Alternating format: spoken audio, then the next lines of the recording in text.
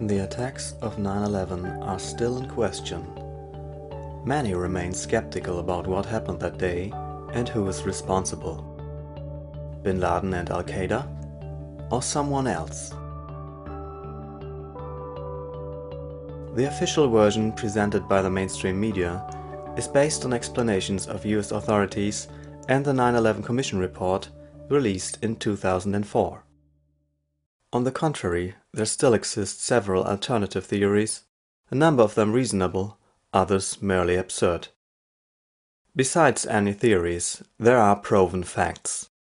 7 of them shall be presented here.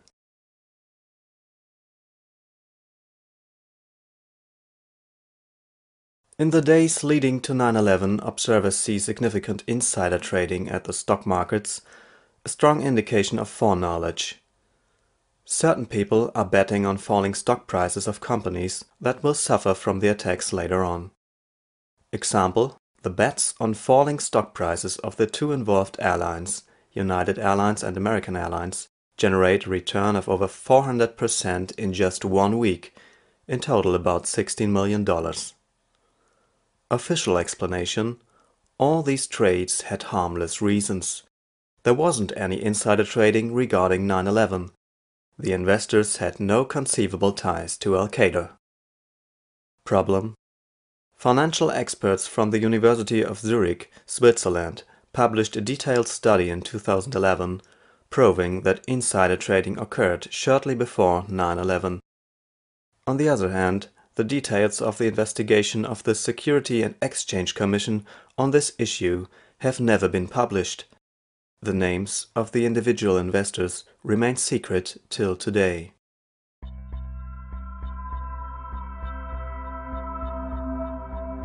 On 9/11, 2 towers of the World Trade Center in New York are hit by planes and collapse later on. But in the course of the day, a 3rd skyscraper, the over 170 meters high World Trade Center 7, also collapses, totally symmetrical, precisely in its own footprint, without being hit by an airplane. Official explanation: according to the final report of investigation on this, published in 2008, the collapse of World Trade Center 7 was caused by fires, which were started by falling debris of the 2 other collapsing towers. Problem: never before or after 9/11 did a steel-framed high-rise building collapse in this special way because of fire. Also, a damaged building, especially one being higher than 100 meters, never collapses totally symmetrical, precisely in its own footprint. When it falls, then it naturally tends to the one particular side weakening first. Exception: the building is crashed by controlled demolition. Meanwhile, there are substantial indications for this suggestion. A group of scientists around the American physicist Stephen Jones and the Danish chemist Niels Harrit has proven the existence of a highly effective explosive in the dust of the crashed towers. An international association of more than 1,500 professional architects and engineers demands a new investigation of the attacks in this respect.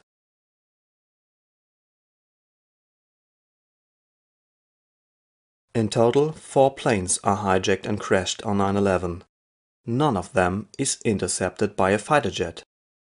Official explanation: the military didn't expect the suicidal hijacking of inbound flights.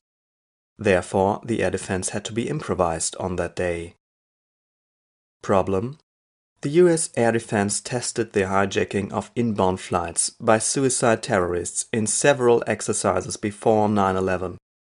The air defense hadn't to be improvised, it followed tested protocols. Nevertheless, both fighter squadrons starting while the attacks were directed to the wrong direction exactly in the important minutes. By whom and why is still not investigated. The tape recordings of the communication between fighter pilots and Air Defense Command while the flights were deleted or lost after 9/11.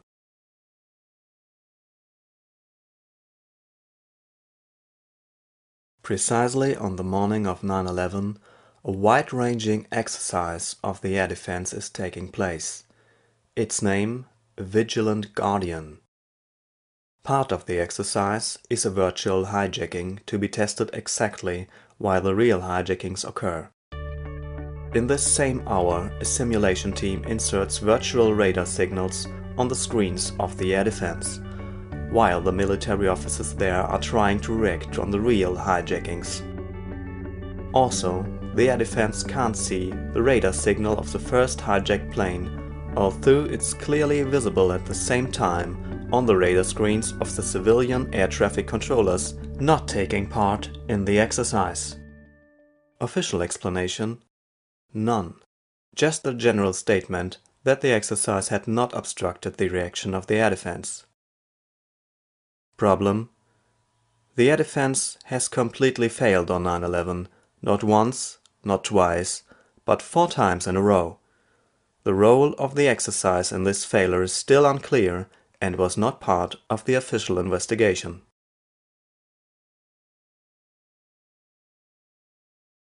The third hijacked plane on 9/11 takes off from Washington and will be directed into the Pentagon right there. The distance between airport and target is just a few miles. Nevertheless, the plane starts flying about 250 miles to the west, before it turns to the opposite direction. Exactly at this turning point is a small zone of poor radar coverage, a so-called radar gap. That's why the plane is disappearing for a while from the screens of the air defense. Right before the Pentagon, the plane is maneuvered in a further, very precise and skillful way. It makes a sharp 330-degree turn while losing altitude extremely fast at the same time, and then crashes with top speed exactly in the first floor of the Pentagon. Official explanation: none. Problem: how should the alleged hijackers have known that the radar gap existed, where it was located, and when they would have arrived there? What sense did it make for them to fly a detour of roughly 500 miles? Finally, the huge skills of the alleged pilot, whose flight school teacher said he couldn't even fly a Cessna safely before 9/11, appear almost incredible. All anomalies mentioned could easily be explained if the plane was remotely controlled, but this was never officially investigated.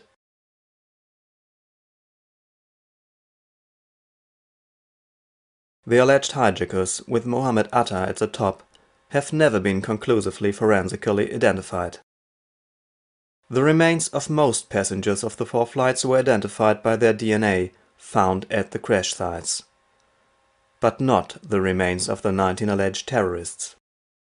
Allegedly, their relatives hadn't provided DNA samples for comparison to the FBI's investigators. Furthermore, the flight manifests were only partially published and are inconsistent with the claimed hijackers. Official explanation: none. Problem: just this.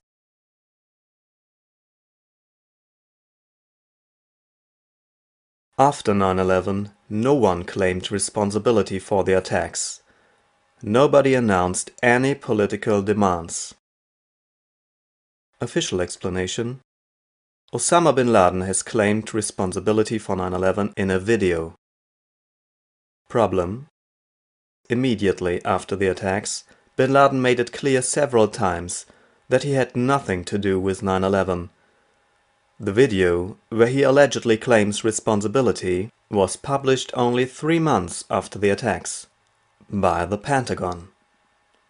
An independent translation made on behalf of German public television concluded the video had been mistranslated in the critical statements.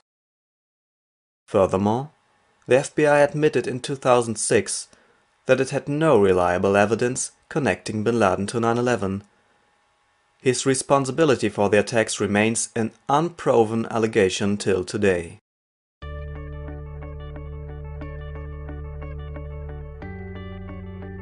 The journalists in the mainstream media are not less intelligent than other people, but they're also not more courageous. Imagine you were a journalist for a big TV station and would get to know these facts. The scientific proof for insider trading before 9/11, the indications for a controlled demolition of the towers, the lack of evidence for the connection of bin Laden to the plot. What do? You know for sure, once you question the official theory seriously, you will be named a conspiracy theorist. You also know, at this moment your career will actually be over. Colleagues and bosses will separate from you. Possibly you even lose your job. Is this worth it? Do you want to risk getting in serious financial trouble just because of his story? Or wouldn't you rather like to wait till one of your many colleagues dares this first step, and then follow? Such thoughts are unpleasant for everybody. For a journalist they mean that he accepts to give up on its professional ethos just for material safety. Nobody likes to think about such things for a long time. One rather tries to avoid this inner conflict. That's why the journalist starts looking for evidence supporting the official theory.